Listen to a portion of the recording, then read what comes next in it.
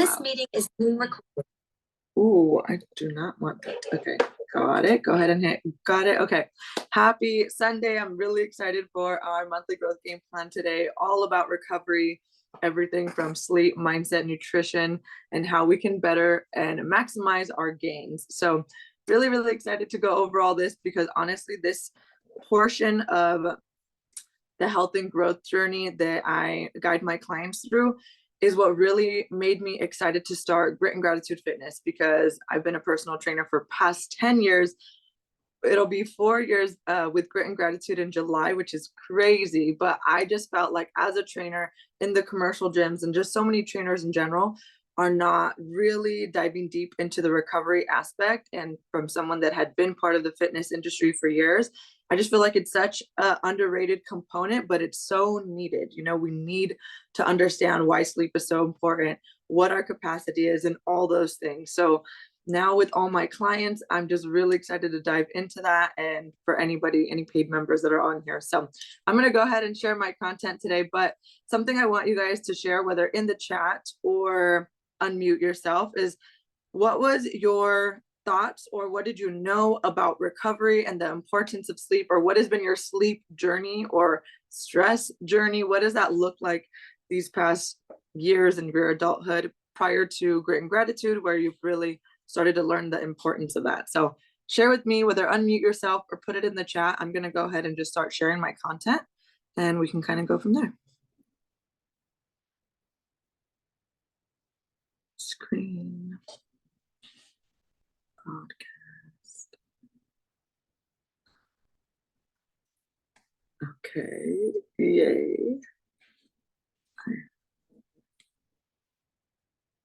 There she is. Boom, baby.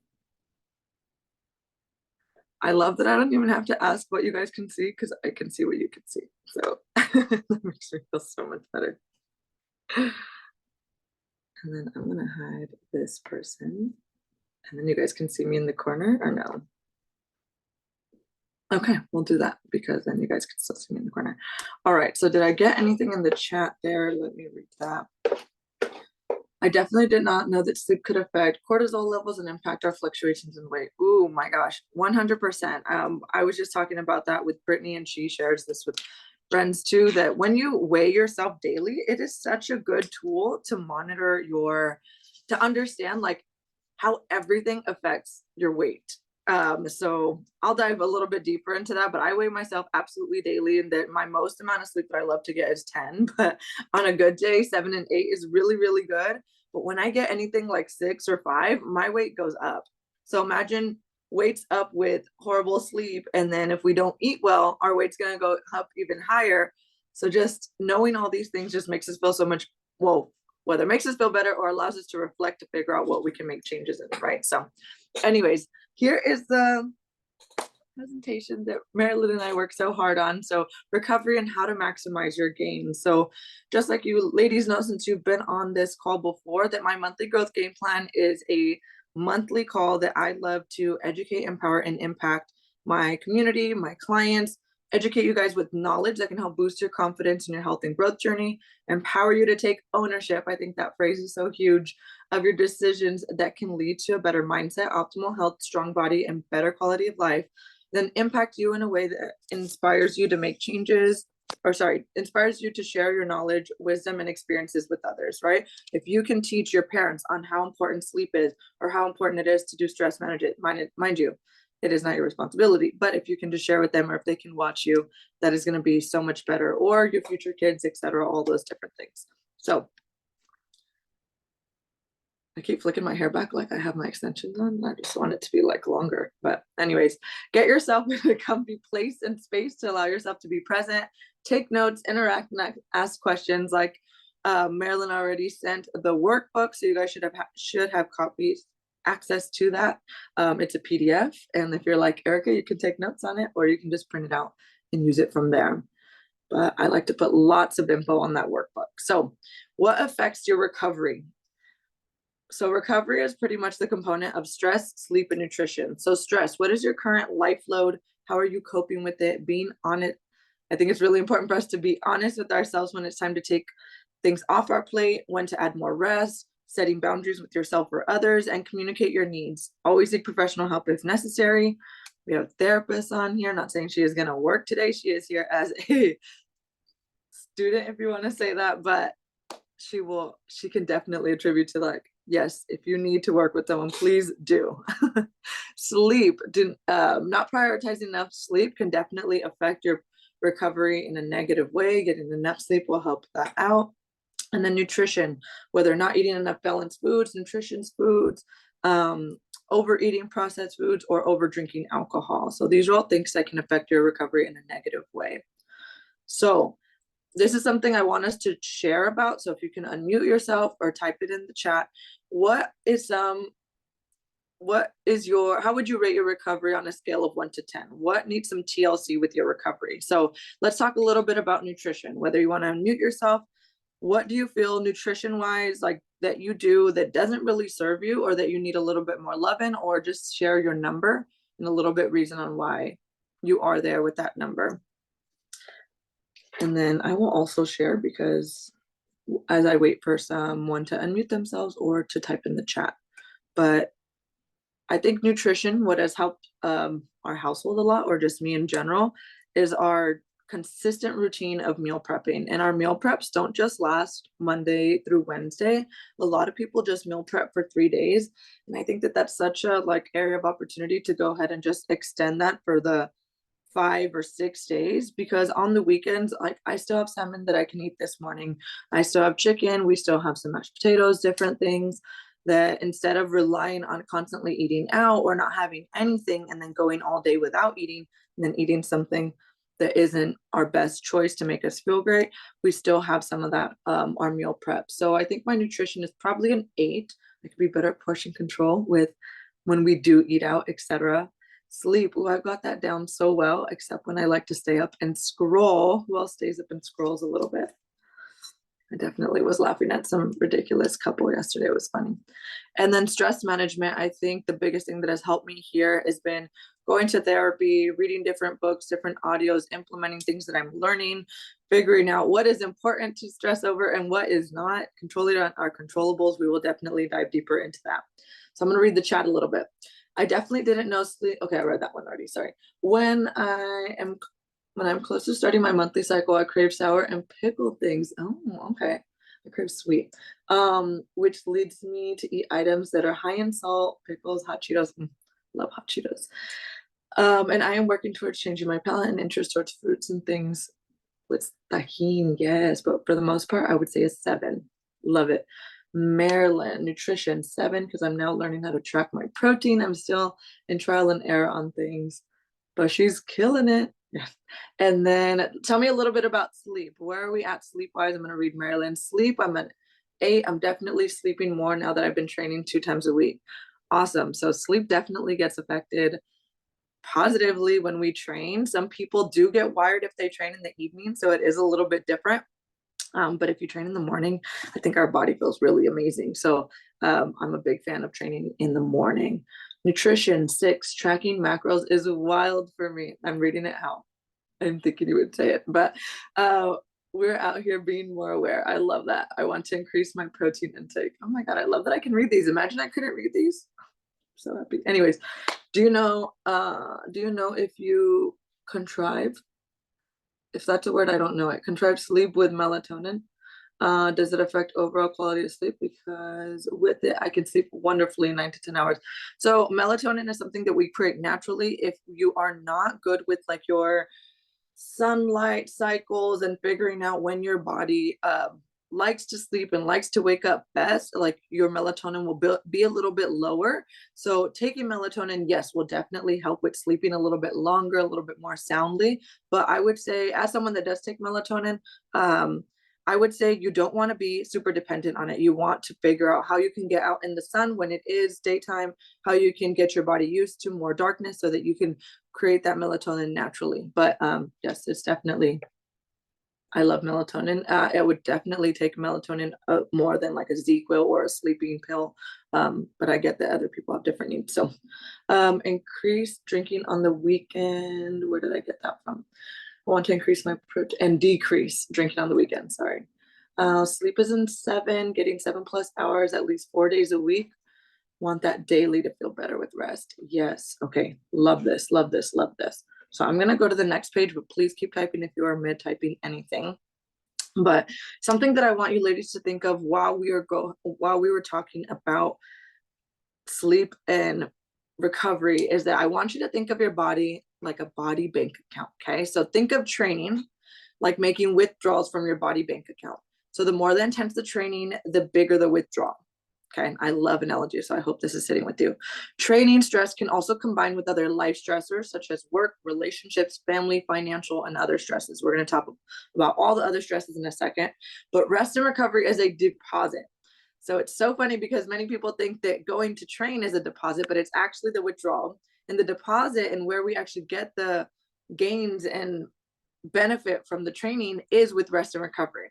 So rest and recovery is a deposit into that bank account, and hopefully you're putting in a good amount of regular salary and purposeful rest and recovery protocols. Otherwise, you will risk overtraining and overreaching, aka a spending deficit. So I hope this is something that's helpful to think of. I know that many people normally think like, oh, I got it in for the day, got my training, even though I slept 4 hours. Like, I would much rather you get a nap than go train, or I'd much rather you go on a walk than go train intensely. Like, that is my style. You are going to find people that love like the David Goggins type of thing. Cool. But if you're in this game for a long term and you have some long term goals, I would highly suggest that you think of your training as a withdrawal and your rest and recovery as a deposit. Okay, I got this chat is blowing up. This is fun. Same girl's definitely new for me. Adjusting slowly. Yes, my new macro queens. Decrease drink. Okay, actually, it's the same of where I left off. Beautiful. Training to recovery. Okay, so everybody's body is different. Therefore, it's really important to be mindful of when we're training and how we are recovering from it. So things I want you to consider is your soreness lasting too long. So what is too long? So DOMS is delayed muscle onset soreness. That should really just be 2 days. If your soreness is lasting for, I would say 3 days is like kind of the cusp. If it lasts longer than 3 days, then that means that it's either it was too intense for you, we aren't recovering well with our nutrition or our sleep, or our stress is high and we're not able to recover. Okay. Are you very tired after training sessions? These are questions to ask yourself to figure out if you're recovering properly or if your training is too much, right? So it could be the one. How is your digestion? Oh my gosh, your training will 100% affect your digestion. So really be mindful there. Are you sleeping well and fully through the night? Erica, you mentioned cortisol. That will definitely wake you up in the middle of the night and not allow you to sleep well. So making sure that we do learn how to recover well is going to be important. Are you able to eat enough? Or are you overly hungry? Okay. So I would recommend strength training 3 to 5 times per week with 2 to 4 rest days. I'm going to go over a really cool. Hey, love. Hi, Monica. Hi. Oh, You're okay. You're okay. I'm making breakfast right now. Perfect. You can meet us in the chat or you can unmute yourself anytime, but I love it. I'd rather have you on, and that's perfect. So for training, more is not always better. I actually want y'all to share a little bit here, and I am going to take off the screen so that we can unmute ourselves for a second. And I want you guys to think back to when you thought training more was better, and now what you've learned about training less is actually the way to go so that you can get more recovery and balance better. So I'm going to take this off for a second. And I'm going to let us share on this because I know some of us have been in this game for a minute, and whether we used to work out the 5 times a week, 2 hours a day at the gym, but still unhappy with the lack of results. Like, now what are you learning about how important things are? It's okay if you don't have your camera on, you can mute yourself and share whatever that is. But I do want this. Go ahead and unmute yourself, whoever wants to share first. I can start. I know that Yeah. I've mentioned it to you, but I'll mention it to the class where I would go to the gym, and easily be able to do so many reps. And I wouldn't even count the reps. I'd be like, okay, I'm gonna do 2 minutes of chest press, at a lighter weight, because that's how social media had taught me about building like toning up, is more rep, less weight. Mhm. But I would never feel fulfilled. Like I would, just kind of go through the motion. Then when I started personal training with you, it was no, we're only going to do 8 reps and we're going to go 30 pounds. And I even would tell you, like, I feel like I just ran a marathon. I would feel it for days on after, which is Mhm. great, because it is getting to these new muscles that I Mhm. wasn't like working or doing the form right. So that definitely kind of gave me more like substance of reducing my like more reps mentality and really being Mhm. mindful of the weight, and then and making sure that it's intentional. So that's what I'll share. Yes, I love that. And I feel like, just like you mentioned, social media says you want to lose weight, do tons of reps, do HIIT training, do your 2 hours of cardio, do this 5-3-3 method, whatever it is. Those, some things have some truth and some things don't. But social media is wild. Anything is clickbait. So that's why I really want to make these monthly growth game plans like a big thing. And so that the better that you learn, your family works out, right? Mind you, it's not your job to educate everyone, but you can at least share with them, like, hey, this is how is actually going to be better, right? Or at least you know for yourself, and that's really all that matters. So I love that. Thanks for being open and for sharing, because that's a big deal. Um, Kristen or Monica, do you guys want to share? I know you guys have been working out for a while, not only with me, but just in general before that. What were your thoughts um, on training, and was it a withdrawal? Was it a deposit? What did you know about training? I'll go. It definitely just felt like punishment, which is terrible. And I would just be like, wow, this is like not fun. Right. Um, I would think that if I wasn't like drenched after a workout, that maybe the workout wasn't successful.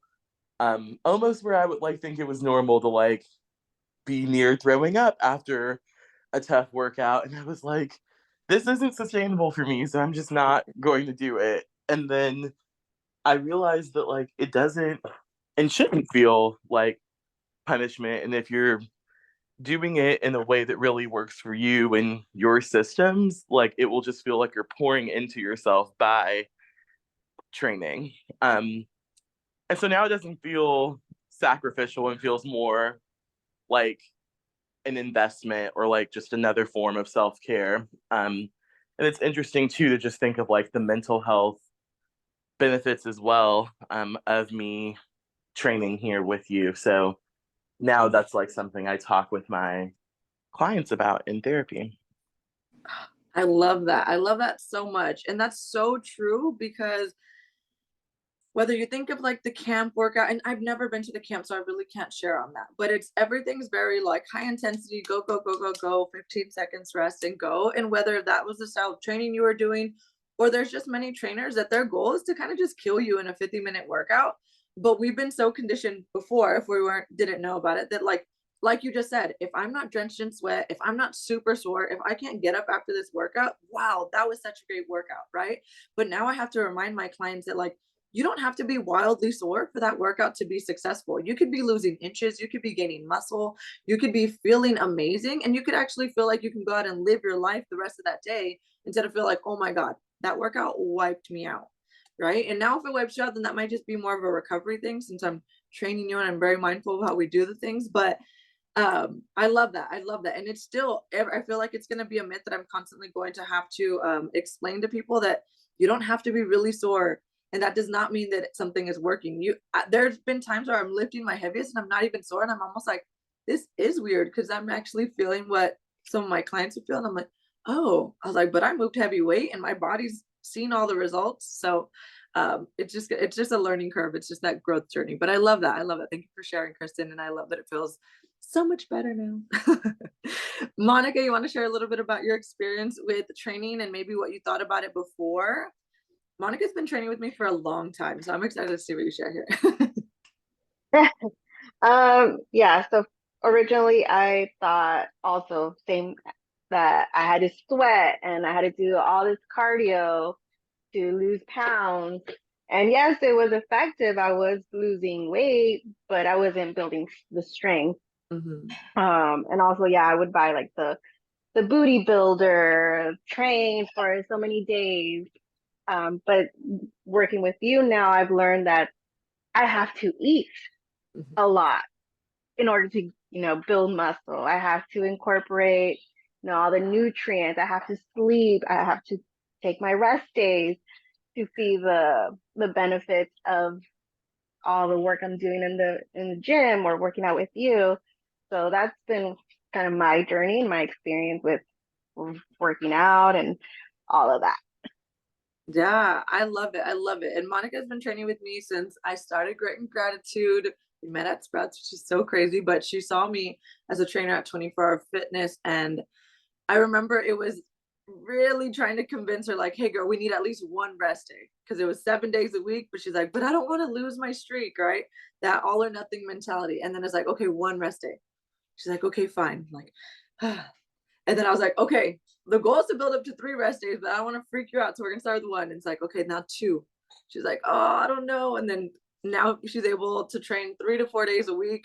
She has the most muscles, doing really well. Prior to baby, she was able to get some pull-ups. We're going to get her right back to that and more. So it's just so fun. And it's interesting because when we look at the InBody, her InBody, when she is resting more and just moving those 3 to 4 days a week, and again, eating and doing sleep and all the things, her InBody numbers are moving in the right direction. Her body fat's going down, her muscle mass is going up, and that's really what counts. So it's funny because even though I say it, sometimes it's hard to believe, but then you step on the scale there and you're like, oh, okay, my body really does love more rest. Okay, cool to know. But I love it. Thank you, ladies, for sharing. Let me go ahead and go back to my share screen. Marilyn, if you want to share while I share screen, I hear you. Somebody's cooking, so I don't know if it's you, but if you want to share, please do. I don't know if it's Brittany or Marilyn cooking.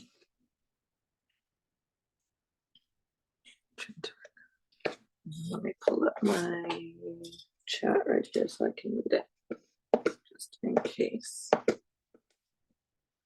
And then I'm gonna pull up one more thing. Participants just okay, cool. All right, so no thanks, beautiful. So what your training split is best for your current season of life. So I think this is hopefully really helpful. All of us are going to be in different seasons of life. Does not matter whether it's a month long, 2 months long, a year long. Most of y'all know that we currently went through some super high stress seasons in our life. And I was definitely on this left side of the spectrum here. So high stress. What was I focusing on strength training wise? 2 to 3 times per week, whether you do an upper body, lower body split or 2 full body days, you get to figure out what's best for your body. Again, we're going to talk about stress outside of the gym because training is a stress. Training is a withdrawal. And other stress also adds as that withdrawal. But it's really important if that, for example, if you're sleep training a baby or if you have a baby, maybe you're just dropping your workouts 2 to 3 times a week at the beginning until you get your routines a little bit better, right? That's an example. Or high stress with just whatever else going on. Balance. This is currently where I'm at. Strength training 4 times per week, 2 upper body days, 2 lower body days. Behind the scenes, I'm still prioritizing my macros, my sleep, my water, my steps, 8 to 12,000 steps, just depending on where that's at. So this is what it can look like. I wanted to give you guys an idea that it's not going to be perfect and it's not going to be every Tuesday, Thursday. It's not going to be every whatever it looks like. It's going to be whatever works for you. And being consistent doesn't have to look like a check every single day. And I think that's another reason why I wanted to show this visual. And then for a lot of my teachers and anybody that works in a school, when you guys have that bigger capacity during the summer, bigger capacity, whether less stress, more time, whatever that looks like, and you're able to strength train the 4 to 5 times per week, whether it's 2 upper body days, 2 lower body days, and then a full body, a mobility, or a fun movement. I think that's great. I think on my end, I am winning whenever my clients are able to go in and try new forms of fitness. Like I know that Monica's recently trying Pilates. Like I used to do the aerial yoga at the beach. Some of my clients started pickleball, just different things that they wouldn't have said yes to before because of their confidence in their body, their stamina, or just their capacity. And now the fact that they're able to implement these things makes me so happy. So hopefully this is helpful. On your worksheet, I do have a slide where you can go ahead and fill out, name your season. I think it's really important for us to name our season and to be realistic with what we have on our plate right now, right? Because if you if your brain is telling you like, oh, well, I should be training the 5 times per week, but if you're really honest with yourself, you're like, you know what, but I am really in a high stress season.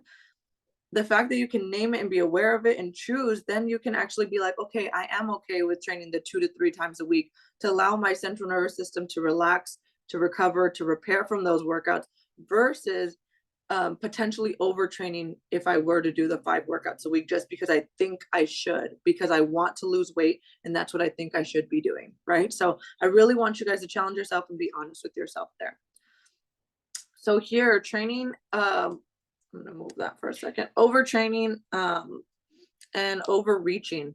When we ignore our body's need for rest and recovery, we run the risk of overtraining and overreaching. Again, our body's bank account will go into debt, or worse, total bankruptcy, right? So the symptoms look the same, but differ mostly by a degree. So overtraining is the most serious version of body debt. And it can happen to bodybuilders or other athletes who reduce their calories too drastically while training heavily and frequently. So this, I think, is really important because a lot of clients get really obsessed with wanting to eat really low calories to hit lower numbers on the scale. But this right here is just going to be counterintuitive, and it's going to get you into the overtraining zone, and that's not going to be best for your body, your hormones, and all the things. So let me go over that. Overtraining can involve serious loss of strength and fitness, significant and chronic joint and muscle pain, serious changes to mood, such as major depression, or other psychiatric issues, significant sleep disruption. Oh my gosh, disruption, major immunity problems, frequently getting illnesses, bacteria, viral things, and then hormonal suppression, whether low thyroid, low sex hormones, amenorrhea, pretty much not having your period, or irregular periods.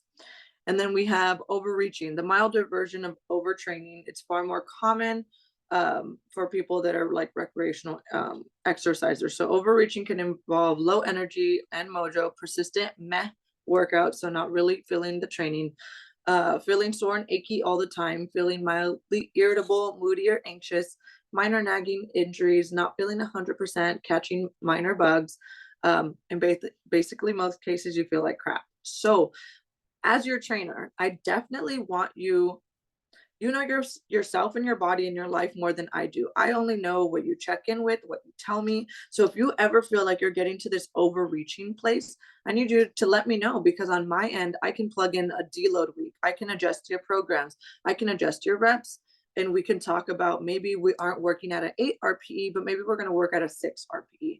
But you have to communicate with me, and you have to have awareness, right? You have to be aware that these are things that you are checking off, and you're like, you know what, I do feel like this. Let me go ahead and communicate that, right? And it's not a bad thing. The more you are honest and aware with yourself, the more that we can make a program that works best for you. Okay, so I hope this is helpful to learn. But types of stress, gosh, stress is such an interesting thing, right? Everybody's perception of stress is going to be very different, but there are 6 different types of stress: social, environmental, physical, mental, emotional, and existential. Yeah. So social stress and relationships, loneliness, rejection, lack of community; environmental, pollution, noise, violence; physical, injury, illnesses, overtraining, poor sleep; mental, decision fatigue, information overload, perfectionism, etc. Emotional, grief, anger, shame, fear, and existential, hopelessness, despair, lack of meaning, etc. So I think this is something good for us to see, to be realistic with, okay, maybe I didn't realize that the noise of outside causes me stress. Every time I want to come in here and relax, I actually absolutely hate the sound of the street. I will close all the doors and make sure I cannot hear that, because that just stresses me out. So closing that, having a quiet space for myself is really important to me. Different things like this, and we'll go over how we can have rest for each of these areas as well. But being honest with yourself with which of these are affecting you and how high your stress is going to be important. So this right here is some science. We have some science slides here. Thank you to Marilyn and Precision Nutrition. We have baseline, stressor, alarm, and recovery. So pretty much think of your stressor as exercise. So we begin homeostasis, which is that baseline. We encounter a stressor, so that workout. Think of your first week of upper body or lower body training when our body's like, what the freaking heck? Then we encounter a stressor. So that stressors that workout, we ran an alarm phase. So naturally our body's gonna go ahead and not recover until we get the proper sleep, stress management, and nutrition. Then from there, we're able to go ahead and hit a new level, which is a new homeostasis. So, but we got to build and recover and repair. If we are not prioritizing the sleep, the stress management, and the nutrition, we are only going to decline down. And we're going to show a graph there on what that would look like. So again, our goal with progressive overload, and if you are properly recovering, is that you are going to have this ongoing recovery and improvement. You're going to come down a little bit, sleep, recover, eat, recover a little bit, and keep getting stronger, right? That's how our numbers are able to increase and improve week by week, because we only if we are recovering properly. But if you are not recovering properly, it's a high stress season, you're not being honest with yourself about your sleep, your nutrition, or your stress management, this can lead to muscle loss, fat retention, and injury. So poor recovery and degradation of performance. So that would pretty much go the opposite way. Have you guys ever experienced that where you weren't recovering well, but you're like, why am I not seeing the results? I am working so dang hard. Let me know in the chat if you've ever experienced that. I feel like almost maybe all of us can say we have, but this slide right here is super important to me. And I think I did my best as soon as I learned it to go ahead and literally turn around and teach all my clients, because this is the first way that I started explaining how important recovery is. So that's stress, nutrition, and sleep. So we have this load versus capacity graph. Load is at the bottom, capacity is going up. Everyone has a give or take capacity line, and that's just going to be based on where you're at in life, etc. So at the bottom, everybody comes with pre-existing load. So whether that's previous injuries, that's anatomical defects, that's just like, for example, I have scoliosis. That is not going to change. That's not going to change tomorrow. It's not going to change the next day. That is just is what it is. You have flat feet, you have whatever. These are different things that are your pre-existing loads, right? Or any injuries that you have. Then we have, I'm looking at the first little slide. We have our recovery, which is stress, nutrition, and sleep.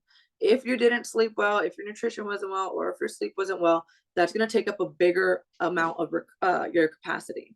Then next, we have your functional assessment, right? So this is going to be whether your skills of being able to squat well, weaknesses on one side versus the other, muscle imbalances, same thing, any tightnesses that you feel, or numbing in your feet, or any sort of things that you might have already. This is a functional assessment. Then we go on throughout the rest of the day. We have our life stress, our work stress, and then we want to work out, right? So a lot of people think like, oh my gosh, it was that last deadlift that really messed up my back. And this is where I want to challenge you to say that it absolutely wasn't. Think about it in a sense of drinking. It wasn't the last shot that got you drunk, right? It was all the other drinks and cocktails that beforehand that made you drunk. It wasn't that last shot, but that last shot did help you exceed your capacity. So what I put here at that top in that last little shade of purple is that extra workout because I want to lose weight, right? And that's that mindset again of wanting to do more, but then being like, oh my gosh, I don't know why I constantly get hurt, or why I'm always sick, or why I always feel tired, or I feel so unmotivated, or I can't stick to the plan.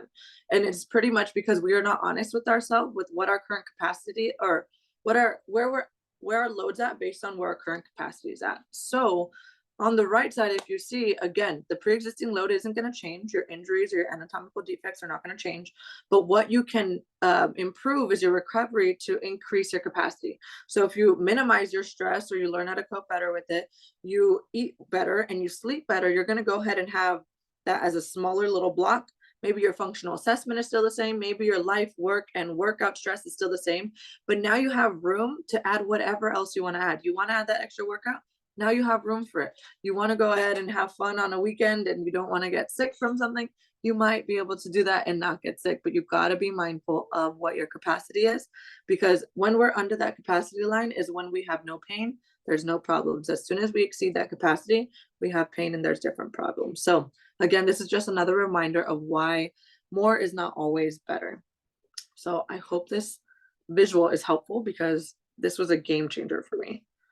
Absolute game changer. So acute stress with recovery and chronic stress with recovery. For those that are constantly unhappy with the lack of results that they are achieving, we got to be honest, and or maybe aware and just kind of look at what our stressors are, and are we in a state of chronic stress, and are we lacking recovery, right? So if we cannot recover enough between stressors, you're not going to go ahead and do this upward trend that the progressive overload that the training is meant to do. But if you're constantly not stressing well, not recovering well, you're going to be in this phase of chronic stress, and you're going to be very disappointed with your lack of with your results, and just kind of be really frustrated. But we got to be honest with what that looks like, and again, communicate with your coach, figure out what you need. If it's a therapist, if it's figuring out less or more training, we will do that. So taking notes on what that looks like here.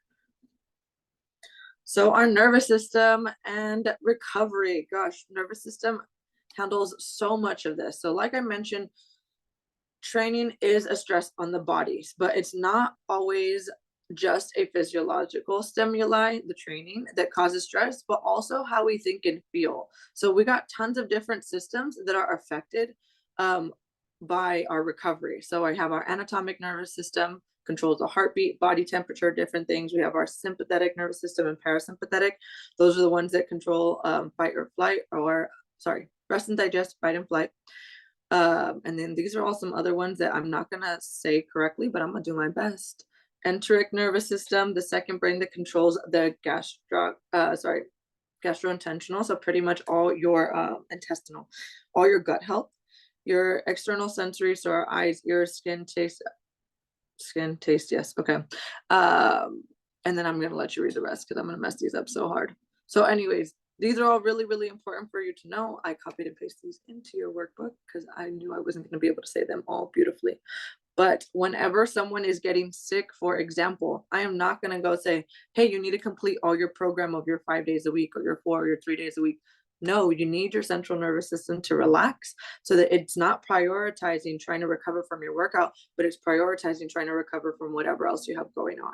Okay, so that's really important. Do not feel like you are going to get behind if you are sick. Your body cannot recover from both. So prioritize recovering and letting your body heal before you go and trying to do a crazy intense workout, or a workout that is just needs to be a rest day or a walk instead. Okay. Let me see, where did it go? Okay, there it is. Oh, this one's really important, and I think this is my goal for a lot of my clients. I'm gonna slide that over. Okay, stress and hormone disruption. One of the most common consequences of stress is hormonal disruption. In both sexes, hormone production is governed by the hypothalamus, which sends signals to the pituitary, then gonads. Yeah, I wasn't sure about that one. Anyways, the hypothalamus closely interacts with the adrenal glands that produce our sex hormones. When the hypothalamus detects an excess amount of stress, poor nutrition, and low energy, it will shut down the production of sex hormones. So pretty much that describes this word over here. Oh, not yet. So the HPA and HPG axis. This pretty much is explaining why we will either start to downregulate our thyroid, our hormone production, and affect our metabolic activity. So this is, I will have to deeper dive on this in a later time, but when people start thinking like, oh, my hormones are just all out of whack. Oh, my metabolism just sucks. It doesn't just suck, and your hormones aren't out of whack. It's because we need to learn how to get our body into a lower stress, so that we can go ahead and recover well, get your period back, help your hormone numbers get a little bit more even, so that you can have better results in that area. So it's not just something that is just unfixable. It's things that we actually need to be very intentional with our lifestyle in our recovery. So women and those who menstruate have the HPA and HPG axis dysfunction, will often lose their period, have irregular menstrual cycles. It also causes libido and fertility issues. So this is really important for anybody who is seeking to get pregnant. This is known as amenorrhea. We're going to say that. Men with HPA and HPG axis dysfunction usually have low testosterone, which tends to manifest in low sex drives, low energy or fatigue, moodiness, anxiety, and possible low sperm count. So super important science. We tried to simplify it as much as possible, even though I couldn't pronounce everything, but you get the point. So pretty much stress is not all bad. We have good stress. Good stress is like the things that are going to, for example, when you are setting a goal and you're striving for that goal, that is good stress. When you are trying to control everyone around you, maybe that's not so good stress. So learning to find that sweet spot so we can be intentional about how our body is affected by stress. So I want you to think of this in 3 different ways. So there's some people that embrace change, learning components of their coaching because the process excites them. Is that you? Let me know in the comments. Some people find the same coaching, even with the same coach, to be scary or uneasy, with lots of possibility of failure or disappointment. Let me know if that's you, or if that's like maybe your default, but you're working towards not being so much of being afraid of failure. And then some people seek out challenge on purpose and prefer to be pushed and thrive in high pressure situations. Who thrives in high pressure situations? Let me know in the caption, or you feel free to unmute yourself. I would love to hear. So each of us has a unique recovery zone, and that's going to be made up of different things. We have our genetic makeup, our attitude and outlook on life, our life experiences, our perception of control, and our tendency to be control freaks. I can definitely relate to that one. So the more that we learn what our actual recovery zone, the more we can figure out like, okay, yes, I get that my natural attitude and outlook maybe isn't the most optimistic. How can I make sure that I'm handling can I implement a gratitude journal? Can I do some meditations? Can I go to therapy to figure out how to either unlearn some of these things or how to just find that compassionate way to work on these things? What does that look like for you? Are you a control freak? Is that something that is constantly stressing you out, thinking about how you can control all the other people around you? And believe me, it's not a fun place to be. So I hear you if you've been there. Next, oh, I love this. So I like to call this controlling the controllables, but in PN, it's called sphere of control. So one of the ways to help manage your stress, perception of control, and expectations is the sphere of control. Mapping out what you have the most and least control of can help identify where your energy should realistically be put towards in order to get the healthiest results. So what do we have total control over? Your actions, your efforts, your routines, what you eat, your reactions to things in life, how you speak to yourself, your outlook on life, and the goals you set. What are some things that you have some control over? Maybe your kid's schedule or your work schedule, sometimes anticipating familiar daily challenges, maybe your schedule just with certain things changing, home and work environments, your support team, and how you manage stress. And what are things you have absolutely no control over, but sometimes we do kind of freak out about because we wish we did. Your shoe size, the future, the past, what your coworkers think, what other people's actions, traffic, weather, your spouse's behavior, loved one's behavior, your size, or if other people are having a good time. I've definitely been there where I've chosen to be stressed about things that I can't control. But once I give myself that little reminder and take some 3 deep breaths and be like, you know what? I can't control that. What am I going to do? Being worried about something I can't control, that is just wasting my energy. So yeah, when I've been in the highest stress seasons of life, that's been my best visual and best reminder. Just control your controllables here. So the relationship between challenge and support. This, and I'm definitely going to want some feedback. So I'm probably going to come out and you guys can unmute yourselves and I'll have us see each other in a second. So the relationship between challenge and support. We have a beautiful little graph here where we have support, low support, high support, low challenge, and high challenge, right? So the sweet spot here is going to have high challenge and high support. This is going to be known as a zone for improvement, that blue box there, where most people will see growth and change. High support and low challenge can be good for recovery time, replenishment, off seasons, but if for too long, it could lead to stagnation. High challenge, low support is setting up for failure. We often well-meaning, but seeking help must be recognized in order to create change. And then low challenge and low support, this is when it's time to rethink why you're showing up. So I feel like this is such a really good graph right now. I want you to think on where you're at in this current graph. Do you have high challenge and high support? Or are you high challenge and low support? who do you need to reach out for that support? Is it needing to communicate your goals to your spouse, maybe needing to have more conversations with me as your coach and utilizing that support, or is it finding a therapist that can help you with that support if it's a little bit deeper? So I am going to go ahead and come out of this. I'm going to come out of this so that we can share a little bit on that. So where are we currently? Oh, I can put my picture back. There we go. Where are we currently at on that little scale of challenge and support? Erica, I'm going to pick on you because you've been sharing first. I know you're currently going through some work transitions. Where do you see yourself on that current challenge and support diagram chart?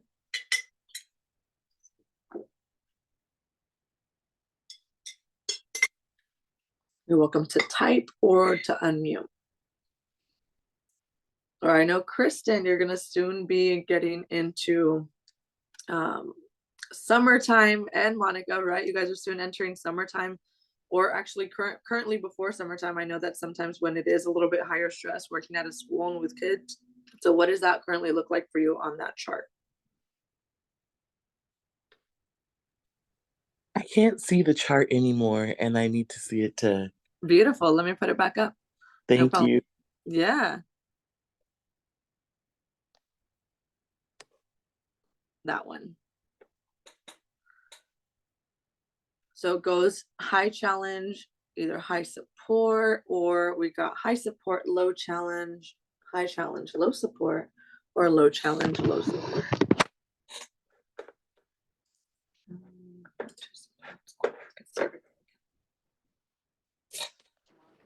I thrive on high stress at times.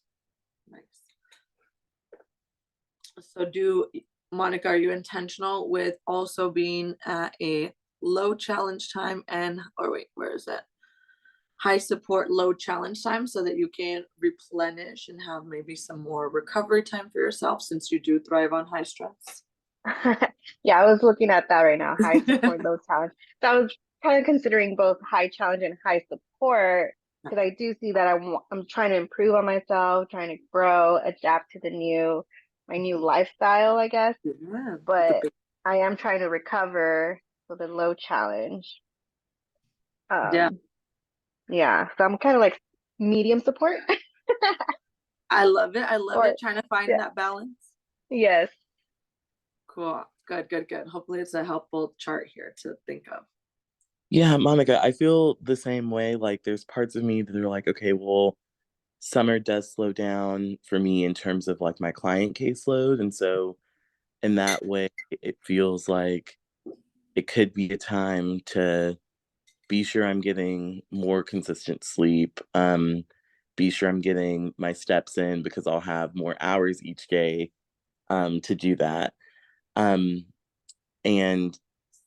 I won't be taking care of any family this summer. And so that feels just like my time will belong to me a lot more. But then I also have used summers before to throw in an extra training day every week with Angel, and throw in an hour of swimming on a fifth day, and really kind of push myself to grow and change more, and kind of set myself up to start off the new school year and fall in like a stronger, more grounded way.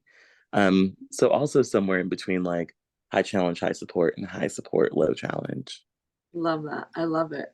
That's good. And I think this also goes back to like the body transformation cycle, where it's really intentional, right? So when we are striving for those goals, let's talk specifically weight loss, right? That is going to be a higher challenge, and you do need more support there, because we need more of the sleep. We need to tell the family that we are going to be eating differently, moving differently, different things. So we do get to communicate that more, but our body is not always meant to be at that high challenge place, because eventually that support does start to go lower. So making sure that we do figure out those seasons where we can implement the lower challenge and high support, so that you can go ahead and recover a little bit better. So again, naming our seasons, figuring out what our capacity is, all those things kind of just like weave in together. So thank you. That was awesome, Kristen and Monica. Let me see. Okay, so this is here are some signs that your sleep habits aren't working for you. So I feel like many of us can say that we've been here at this place at some point in time. If this is currently you, again, communicate with me, but I'm going to move this so we could read all of that. So mind you, bad sleep or poor sleep, I'm going to say, doesn't take long to take these effects. It can be 2 days and your mind can feel foggy. You can feel like you're getting sick a lot. Your workouts feel too hard, unhappy, struggling with weight. Like, it's wild how our body has this new standard once we start drinking enough water, eating well, getting 8 hours of sleep, that when we fall under that, our body's like, girl, be better to me. I need that. You know, I need that. So let me go ahead and share these. Your mind is foggy. When we experience and learn, what we experience and learn gets cemented to memory while we sleep. Interference with this process causes reduced alertness and concentration, confusion, impaired judgment, and forgetfulness. If you're getting sick a lot, when we don't get enough sleep, T cells go down and inflammation goes up, resulting in increased vulnerability to viruses and bacteria, acute increase in risk of getting sick, and increased risk of heart disease and other inflammation-related illnesses. Your workouts feel too hard. Our body uses sleep as an opportunity to refresh our neurotransmitter levels and remove energy-draining metabolites. Otherwise, we experience decreased central nervous system activity, lower reaction time, low energy, endurance capacity, depressed mood, and reduced desire to exercise. If you feel unhappy, when we sleep, we produce fresh neurotransmitters and regulate hormone production. Interference here causes impaired regulation of emotions, heightened stress, low mood, and possible increase of risk of depression. If you're struggling with your weight, poor sleep is linked to excess body fat, as it can disrupt appetite regulation, cause you to feel hungrier, lead increased calorie intake, and also excess body fat can reduce sleep quality. So if you're ever at a place where you're eating and your exercise is on point, but you're not feeling or looking the way you want, it's probably your sleep. So sleep is just such a huge factor. So I hope that was helpful. So factors in how we can help our sleep out. Consistency, doing your best to have a consistent wake up time and bedtime is going to help you out. That's like number one. So keeping a relative consistent bed and wake up time, staying up late and sleeping in on the weekends can disrupt your routine during the week. Ooh, I struggle with that because I love to just stay up and be ridiculous on the weekends and just like, oh my gosh, I have time. And yeah, but I still make sure that if I do that, that I'm getting my 8 to at least 10 hours of sleep so that it's counteracting that consistency. But we should really figure out a consistent wake up and bedtime. Light, keeping the bedroom extremely dark to tell the body's light sensitivity clock that it's time to sleep. Noise, keep the bedroom extremely quiet, or you can use a noise generator such as a fan, white noise, or some people like the Rain app, different things like that. Relaxation routine. So develop a pre-bedtime routine that is relaxing and familiar. Television, work, computer, movies, deep stressful conversations at night can disrupt sleep. Temperature. Keeping a slightly cooler temperature in the room between 66 to 72 can definitely help you sleep better and soundly and not wake up through the night. Stimulants, eliminate stimulants like caffeine, nicotine, especially later in the day. So I know some people, me included, like to have a second coffee, whether for the taste or the little pick me up. I would go no later than 2 p.m. After 2 p.m., you are just not setting yourself up for success. And I know us Latinos love the panecito con café, but I wouldn't do it. There's so much studies on why caffeine later is only going to mess up your sleep. And I get that, sure, you can probably fall asleep. It's probably because you're exhausted, but doesn't mean that it's not affecting your sleep. Okay. Exercise, it's not only good for the gains, but it can also help improve sleep. Just like Marilyn said earlier in the chat, that she's been able to sleep better now that she's working out 2 times a week. Love that. And then fullness. If we are too full and eating a dinner that is way too heavy, too late, it's going to make you feel overfull and disrupt your sleep. So definitely being mindful of at least eating 3 hours before bed, and having maybe a lighter dinner. What are some things you guys need to work on sleep wise? Feel free to share in the chat or unmute yourself. What are some things that you've kind of gotten down? Like, is it your bedtime routine? I know Kristen has her room nice and cool every night. She's got that checked off. I know you also do the white noise. What else have you implemented, Kristen, that's helped you with your sleep, or what do you think needs some work?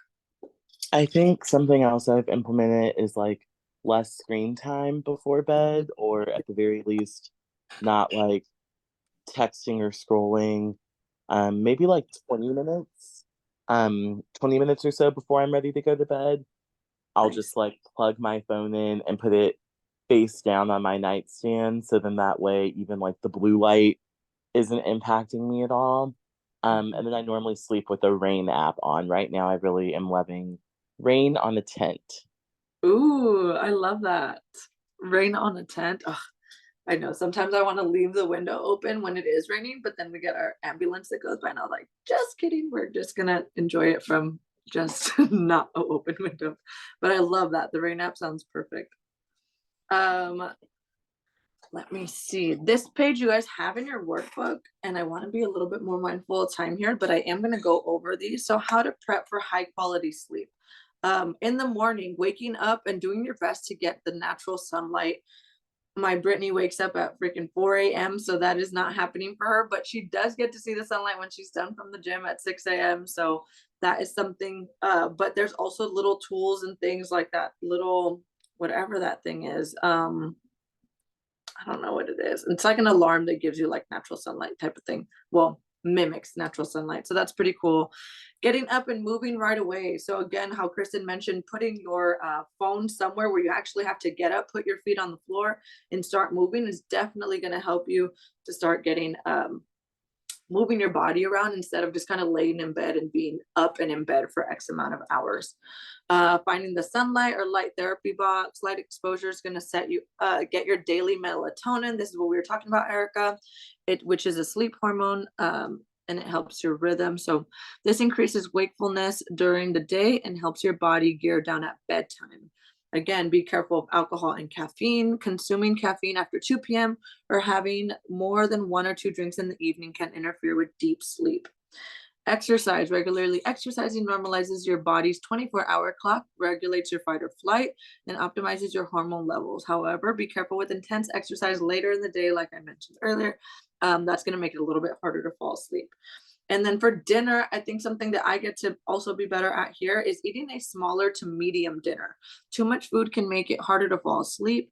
A blend of minimally processed foods, carbs, and fats can help keep you satisfied until the morning. Plus, having slow digestion with carbs can make you feel sleepy. So that's like, you have a super heavy like pasta or something, that's definitely going to just make you fall asleep, kind of like that food coma feeling. Also don't want to strive for that either. We would want to let your body naturally go to sleep. Limit your fluids. So figure out what's a good time for you. I think my cutoff time for fluids is about 7 p.m. since I'm going to bed at 9:30, so that you're not waking up in the middle of the night having to go to the restroom. Clearing your mind. I am a big fan of journaling before bed. That's something that I need to get back to. And I love that it says this here, just go the fuck to bed. It says, stop scrolling, stop doing all the things, put your phone down and just actually laying in bed, stop fighting it like a baby. And then shooting for at least the 7 to 8 hours of sleep so your body can go ahead and just wake up feeling really great and recovered. So that didn't let me skip. Let's see. There we go. All right, so create your pre-sleep ritual. So on your worksheet, you have a little page that you can add in some things that you want to work on for your pre-sleep ritual. Pretty much things that we just talked about, but I'm going to go over some of my recommendations. So I wouldn't start with an 8-step process. If you're new to creating a sleep routine, start small and intentional.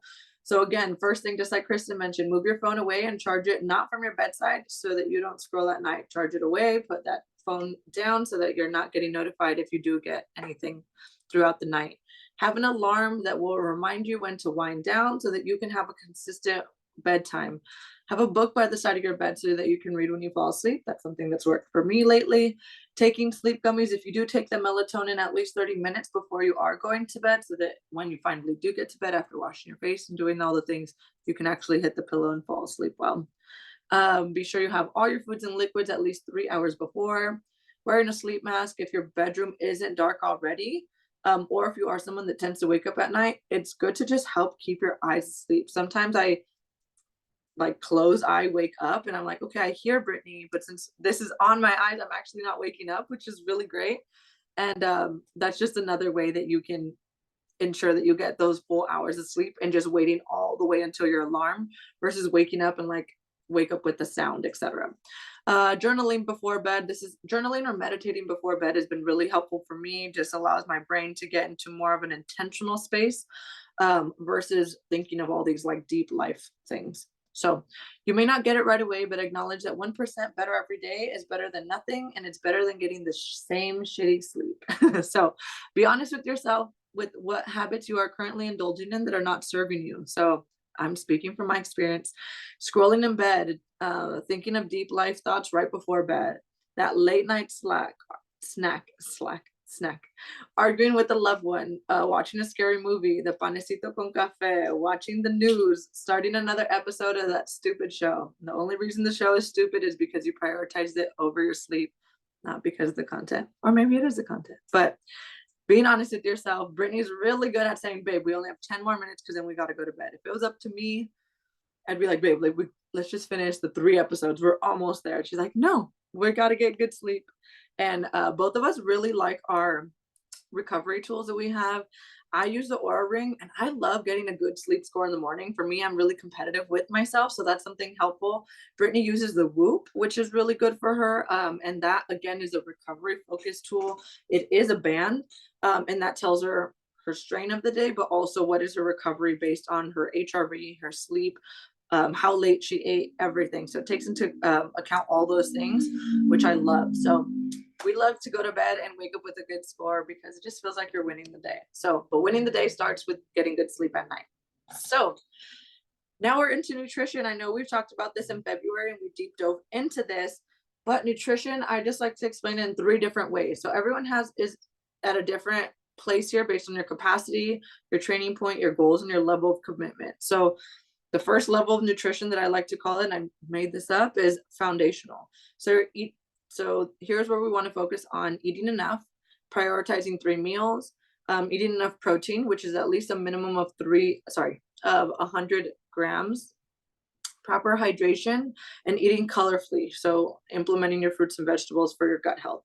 So if someone that's at a high stress and they're coming to me, this is what I'm starting them with. I am not going to start them with tracking their macros and all those things. I'm going to start them right here at foundational. Once they've mastered that as best as possible, then we're going to go into intentional. So that's where I believe Marilyn was talking about, I know Kristen was talking about, is logging our food to aim for macro goals, right? It is so eye-opening. Gives a ton of awareness of what we love to eat, what's working for us, maybe why we're seeing the results we're seeing, whatever that looks like. But tracking macros is such an amazing tool, and it could be wild and tedious. I get it, but it's just such a great tool for us to understand what's going into our body, as well as electrolytes and creatine. Creatine is really good. It is the most, what is the word? It is the most researched supplement. And there's just so many benefits to muscle, brain, and different things that I will dive into at a later time. And then advanced, which is going to be planning your meal times intentionally for performance, carbs and proteins near your training time, intra-workout carbs, whether maltodextrin or 30 grams of carbs, and then supplements to help maximize your gain. So whether you're taking magnesium, CLA, or whatever else that you might be interested there. So with education, intentional effort, and some mindset shifts, anyone could increase their recovery and gains with their nutrition. So in the chat, or you can unmute yourself, which I would love. Where are you currently out of these 3 levels, if you want to say that? And what do your goals require from you? So feel free to let me know here. Monica, I know you bounced around here. I think, where are you currently at on this page? Ooh, I'm hungry. Um, so the meal prepping I do try to do, especially now going back to work tomorrow. I need to meal prep tonight. Nice. Um, but right now, like you mentioned, vitamins, magnesium. I'm like, oh, I gotta take my vitamins. So needing those reminders and using the app definitely helps me with that. Um, yeah, I'm kind of just everywhere. I love it, and that's okay. And I think that's the important part of understanding that, like, whether, like, even for myself, I've been a trainer for 10 years. I'm not always at the place where I'm eating exactly what I need at certain times. Like, sometimes based on higher stress or more or less capacity, we can be more at the intentional level. Or if, like you said, sometimes maybe during the school year, maybe we're just at the foundational of making sure we're eating enough, right? We're eating the 3 meals. We're shooting for the minimum of 100 grams. But like when we do have a little bit more capacity and we are focused a little bit more on certain goals, then we are hitting all the macro goals and focusing on the meal prepping and all those things. So I love it, and that's okay. We can bounce around based on where we're at. And Erica, where are you currently at on this one? Let me know. I feel Yeah, like I would definitely say I'm foundational. I do feel that different times of the month, and I do attribute it, like I've told you, like to my cycle. Like yeah, right after I end a cycle, I'm like the best version of myself with my energy level. So then I feel like I go all in with everything. And then it kind of like divvies down like when I'm off, you know what I mean? So yeah. but I think the baseline that I always try to hit is just the foundational, and then just the like awareness of protein that you've introduced me to in the last, 2 months has like changed my whole life. I 'Cause I've never like known that protein, I always thought it like bulked you and not flattered you. And Mhm. so that is something that I'm actually really proud of myself, is that I have like different food scanners that will kind of give me information about the protein levels. And so Mhm. I've been using those as resources before I make a decision, whereas before I wouldn't choose the protein option. So yeah, so I would definitely say I'm foundational. I love that. I love that. And yes, protein is a wild game changer in this strength and fitness and growth journey, because yes, it'll, and we've talked about that in the past, like how it just gives us the energy, helps repair our muscles, all the things. But I love it. Foundational is a really great place to be. And that's really where I strive to get all my clients and any family that wants to hear about it too. So I love it. Thank you. And I know Marilyn and Kristen, you guys just starting to log your food. Kristen, you've logged your food in the past, and I feel like you might have tapped all of these before, but where do you feel like you're currently at? I feel like I'm currently maybe the combo of foundation and intentional. Um, I think I'm getting better at eating enough. I think it's more about just like hitting these macro goals. Yeah. Um, I'm pretty good at eating colorfully. Proper hydration's been a tough one, especially now that I'm back in person, in person for work and not just like doing everything from home, or having a bathroom in my office at my last job was like so nice because I would just drink as much water as I wanted and like could like dip away, in those 5 minutes between sessions. And now it's like, I told Angel recently that for the first time ever, I like had to get up in the middle of a session with the client because I like thought my bladder was going to explode on the days where I'm trying to like be more intentional about my hydration. So um, maybe even more intentional than foundational, I suppose. Yeah, I feel like you've definitely graduated more towards intentional for sure, especially now with our new focus for your macros and everything. So yeah, that's been fun. Totally. Thank you. Marilyn, I currently feel at an intentional state a little more than foundational the last few weeks. Oh, definitely. 100%. It's been so nice to see you eat more and weigh your food and check in on your app and log all your stuff, because before my poor girl was protein deficient and now here she is getting all the gains and she's able to squat heavier and move all the weight. And sleep better. So I love it. I love it. So of course, the perks of sharing more about her because we're roomies. Sorry, Marilyn. Anyways, this is another slide from a previous month because this is just, oh, no, didn't mean to go back. Give me 1 second here. So this one's really good to know because a lot of people think like, oh my God, I ate so bad this weekend. I ruined everything. But I want you to be mindful that you do get to eat some unprocessed foods and some junk and some like just some fun foods, whatever you want to call it, right? I'm not one to label things good or bad, and I'm not for that mindset at all. And you are not good or bad based on the foods you eat. Food is neither good nor bad. It's just either we have unhealthier foods, we have some healthier ones, we have just some completely unprocessed foods. So if you have a higher caloric intake, like around 3,000 calories, you have more room to eat some more fun foods, if you want to call it that. The lower your calories are, the lower amount that you're going to have room for that fun food. Bye, Kristen. Have a great day.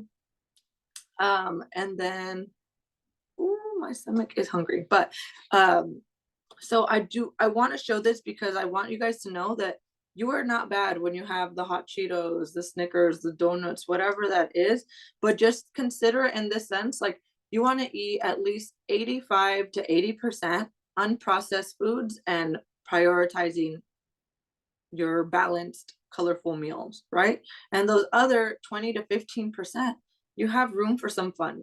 Okay, so is it the goal to eat all fun foods all weekend? No, because then that starts to look more like 30-40% of all this foods and only about the remaining being during the week. So I want us to start straying away a little bit from only seeing the weekends as time to overly indulge and do all these things. And I want you to think of it as like, hey, how can I take care of my body as best as possible while also going out and enjoying this meal out with family? So like yesterday, we went out to dinner, we had sushi, but my breakfast and my lunch were the same as it was during the week. I just switched around a couple things. There were things I still enjoyed, but it's going to be a lot about our mindset. If we see the weekend as a time to celebrate, let loose, and just like completely quote unquote not follow the plan, then you're going to maybe overdo it. But if you can see it in this form of this chart and just thinking, okay, like how can I still prioritize unprocessed food? How can I still prioritize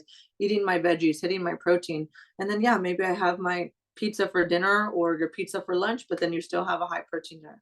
Whatever that looks like, I just want us to be more intentional and be aware of our thoughts when we go into the weekend or when we come out of it, right? You are not bad for enjoying the things, but how can we figure out what are the patterns that we're constantly doing here? So hope that was helpful. Meal timing and size. Okay, so when should you eat? The more you have a regular meal schedule, the better it's going to be for your results, your adherence, meaning your consistency, and it's going to save you a ton of time. It's also going to like alleviate so much stress if you know when you should be eating at certain times versus trying to fit it in, right? Because if we try to fit it in, we're always going to find something that is more important than us eating because we can handle going longer without eating, right? Whether it's the daughter, whether it's work, whether it's a show, whatever that is, or the long to-do list, you're going to prioritize something over you eating. But if you have a set schedule, and even if you have to put alarms in your phone, put the alarms. Your body is important. You are important. Eating is self-care. Okay. So regular meals are going to improve your sleep quality. They're going to increase your energy levels. They're going to boost your training performance, and they're going to improve your stress management. Right? So how much should I eat? I would range anywhere between 3 to 5 meals. If you are someone that does work and you can't really eat at your place of work, then maybe make it just 3 meals, but make sure that within those 3 meals, you are hitting your amount of protein that you need. And don't make them these small snack size meals, like these 200, 300 calorie meals. Honey, that is a snack. You are not going to feel good or feel full. You're going to start reaching for more snacks, more nuts, more chips, more whatever is available in that break room because you think that your 200 calorie breakfast is going to hold you up until lunch. It is not. You had a snack. Make big girl meals, please. Spread out your protein evenly over your meals to keep your protein synthesis high to retain more muscle. Have carbs pre and post workout. on a later slide, I'm going to show you exactly what I'm talking about. Again, this is more on the advanced side. If you're still in the foundational, I do not want you to over stress about this. But if you want to start little by little graduating into that more intentional and foundational, or sorry, intentional and advanced, I would focus on having a banana before you come and work out with me.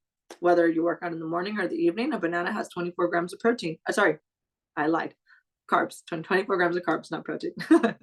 And that would be a great way for you to feel really energized and have some good energy throughout your workout so that you don't poop out midway on your second or third set. Okay. Fat should not be eaten near your workout time. Reason is because our fat does not, when you consume fat, it does not digest fast enough, and it might make you feel bloated or it might make you feel sluggish. So the peanut butter, salmon, cheese, those are not good pre-workout. Okay, so just keep that in mind there. This page, okay, so this one's kind of fun. This right here, you guys should have this. And if this is moving and distracting, sorry, and you're welcome. So these are all my meals. Some people are like, oh my God, I want to know what you eat. I'm like, okay, I post it all the time, but here it is. I put together some photos of what I eat. I am someone that is more on the advanced side of eating well to make sure that I am strong in the gym and feel good outside of the gym so I can do things like this with y'all. So my meals and eating time, for the most part, Monday through Thursday, I wake up at 5 a.m. Friday, Saturday, Sunday, I wake up around 7 a.m. Okay. So I wake up at 5 a.m. My breakfast is at 5:30. For the most part, lately, I've been having a bagel or a tortilla, avocado or whipped cream cheese, and 4 to 5 ounces of salmon, salsa, and coffee. Okay. So that is my breakfast. My next time that I have a snack or I start feeling like my stomach is yelling at me is around 10 a.m. And I either have ratio or Oki's Greek yogurt or cottage cheese. I'll have granola around 30 grams, a banana, raspberries, blueberries, and always sprinkles. I train around 2 to 4 p.m. So normally I have something else before that. So it just depends. Or if I train at 1, I'll have something there. So during my training, I'll have either maltodextrin, which is pretty much 30 grams of carbs. You just mix it with your water. It tastes like absolutely nothing. I have my Tajín gummy bears. So I don't have all these things. I have one or the other. Maltodextrin, Tajín gummy bears, Rice Krispies, or a high carb drink. So whether a Gatorade or, well, I don't drink Gatorade, but something like that. And then when I come home from training, I will have my lunch if I didn't have that before. It's 5 to 6 ounces of chicken, 1 cup of mashed potatoes, 1 to 2 cups of veggies, salsa, or I'll have a loaded salad. I'm going to press play on my little thing again so you guys can see my foods. And then snack, protein shakes. I either have a protein shake after or my Ninja Creamy, which is pretty much just a protein shake. I add some Jello flavoring with either my favorite lemon or pistachio. I do sugar-free. And then granola, berries, and then, of course, more sprinkles. And then at 7:30, after I'm done with my group class, I have dinner, which is about 4 to 5 ounces of chicken, sometimes less because I've already had so much protein, or ají tuna. I either have rice or a tortilla, quesadilla, or a loaded salad. So those are my little go-tos. You can see all my photos, and they're all very similar. So if you're someone that gets tired of eating the same thing, I would make a list of your favorite 3 to 4 different things. There are my hot Cheetos because your girl eats hot Cheetos. So on this little graph on the left, and it's also on your workbook, you're going to see that these are my calories. Okay. So you're probably not eating these same calories, but it's about 1900 calories. My protein goal is 150. My carb goal is 220 and my fat goal is 55.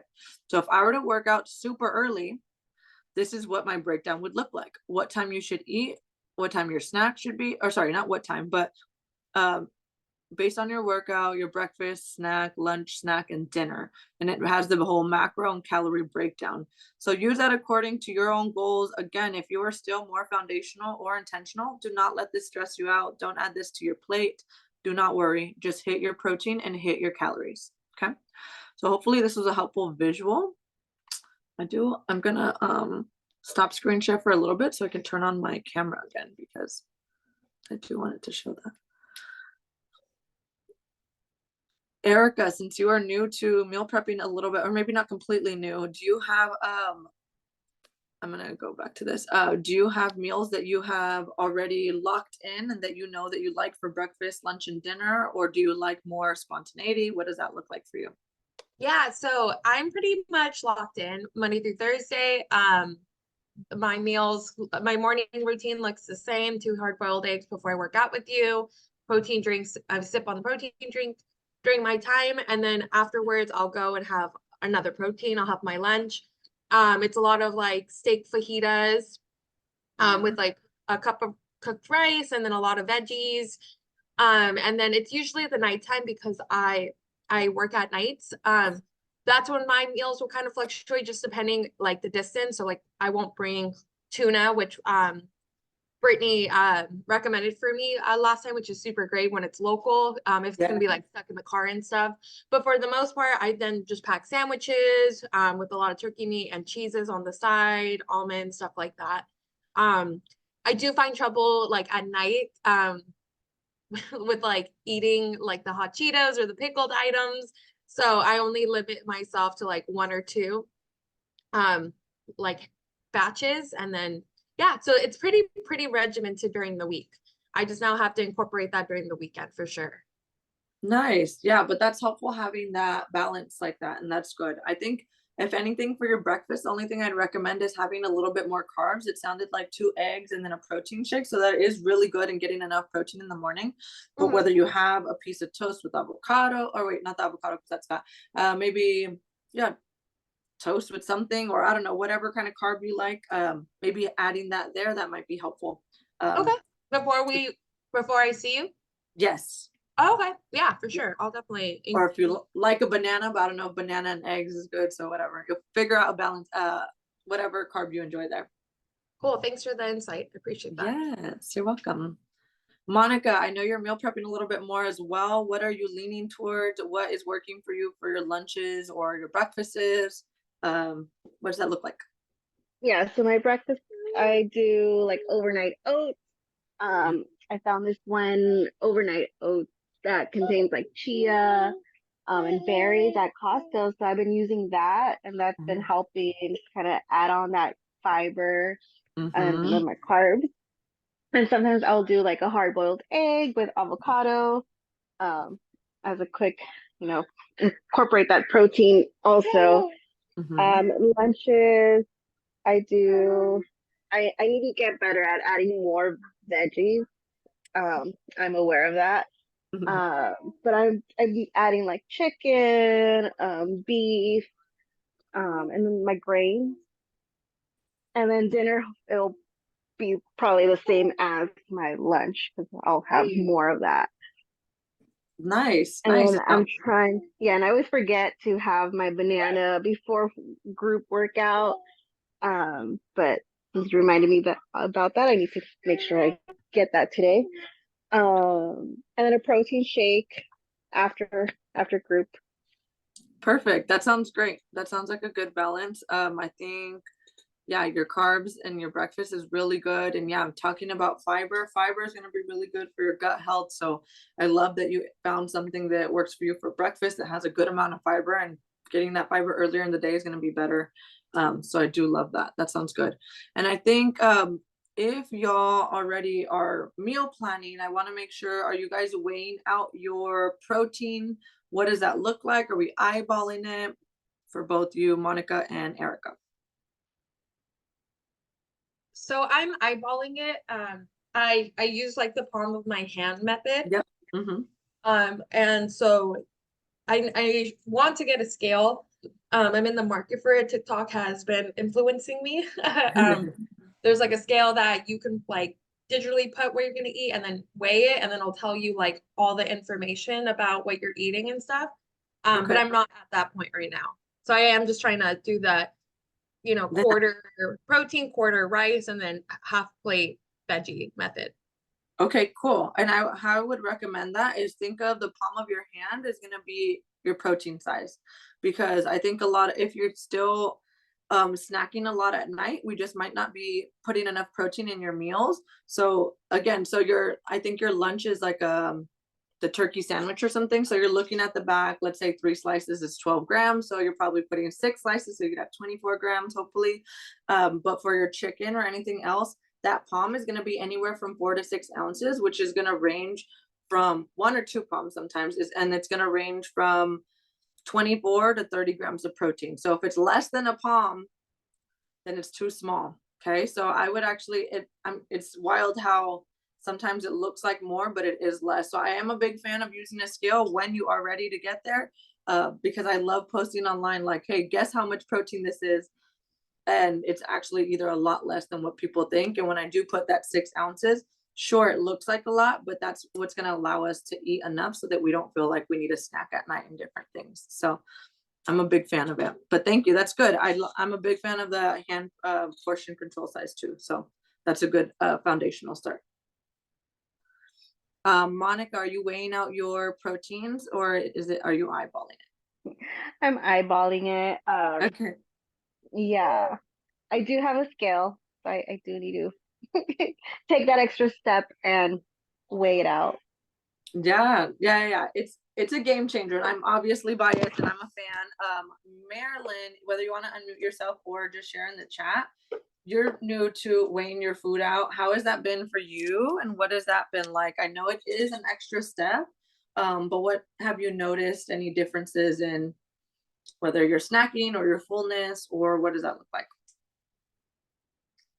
And I don't know if she's like on, so I'll wait a little bit if you want to share.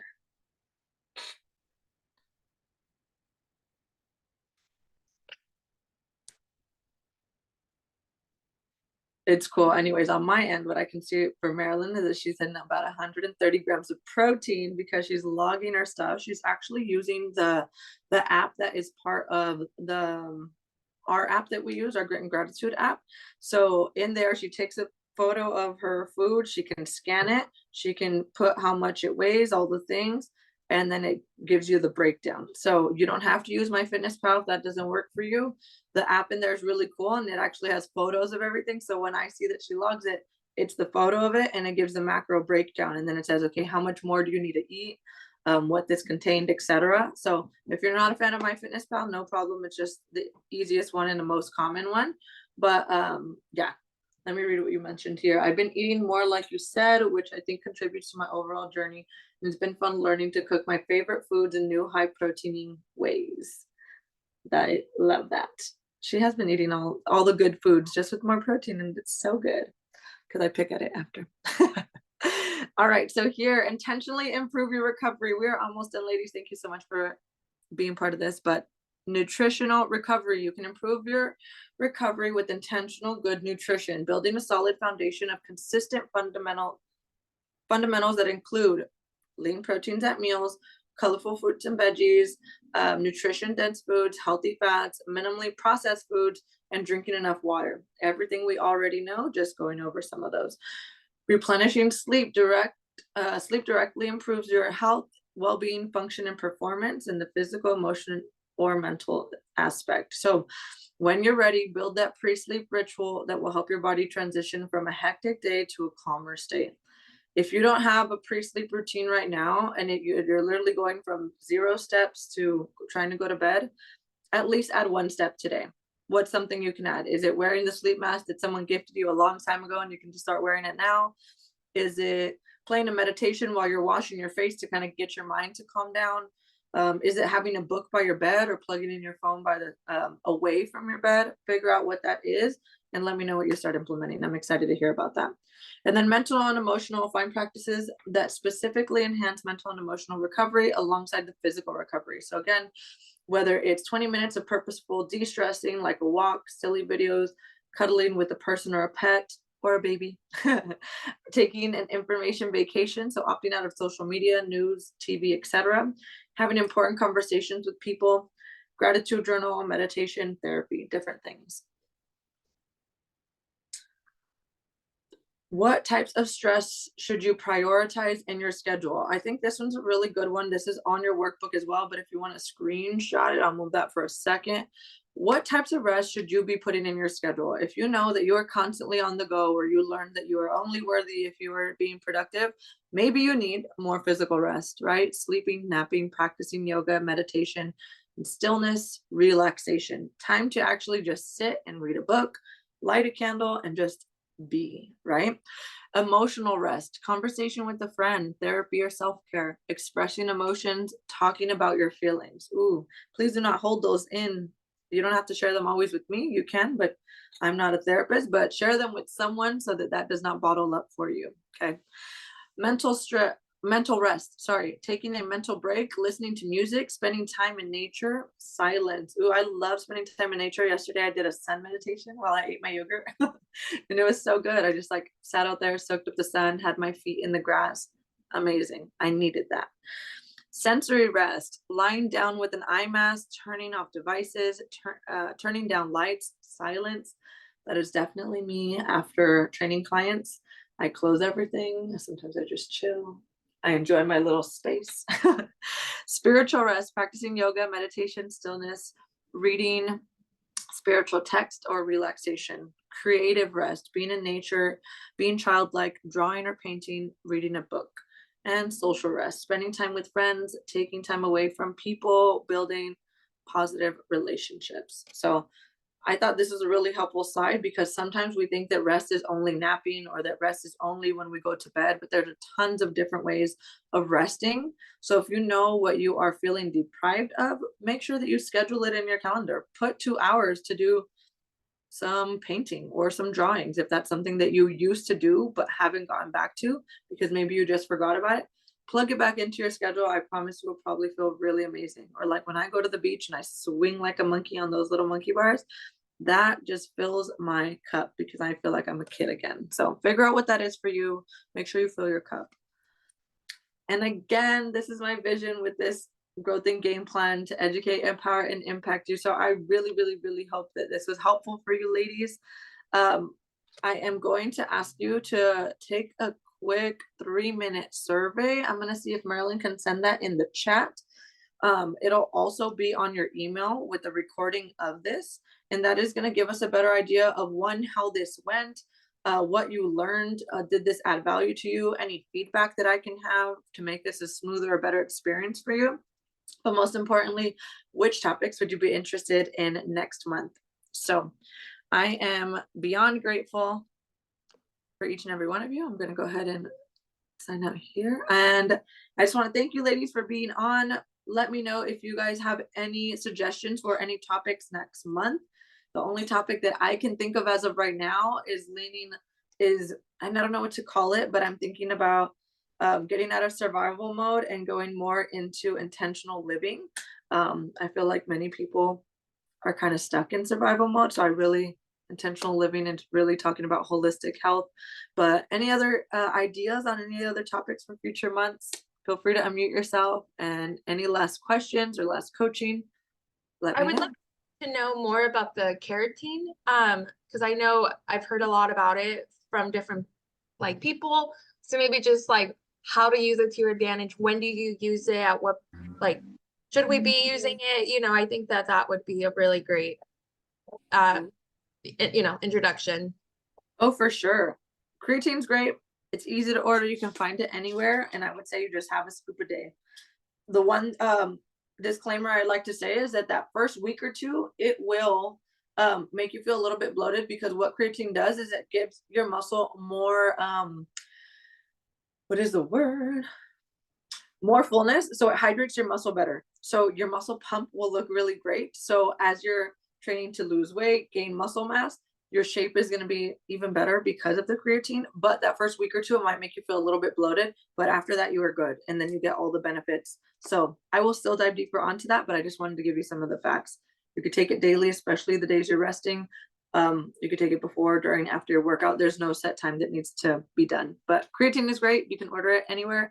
I get the P Science creatine, and I just get it shipped to my house monthly. So that's what Brittany and I take. So hopefully that one was helpful. If you guys can click on the link that Marilyn just sent in the chat so that when we hop off of here, you can right away go to let me know how this went for you. That would be really helpful. But thank you ladies for being on. I'm super grateful, and cheers to another successful monthly growth game plan. See you guys later. Toodles. Thank you so much. Great job. Thanks, babe. Toodles. I appreciate it. Bye. Bye.